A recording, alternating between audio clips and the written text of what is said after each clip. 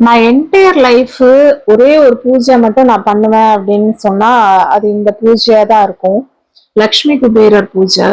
இது நான் ஒரு 3 இயர்ஸா தான் நான் ஃபாலோ பண்ணிட்டு இருக்கேன்.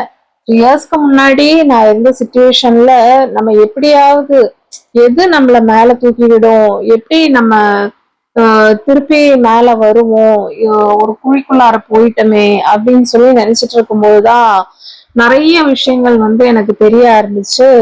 அந்த விஷயத்துல ஒண்ணுதான் இந்த லக்ஷ்மி குபேரர் பூஜை. இத நான் எவ்ரி தேர்ஸ்டே விடாம நான் பண்ணிட்டு இருக்கேன்.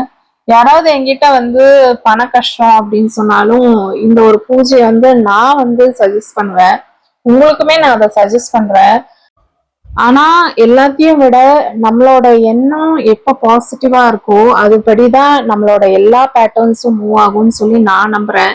இந்த வீடியோ பிடிச்சிருந்தா ஷேர் பண்ணுங்க.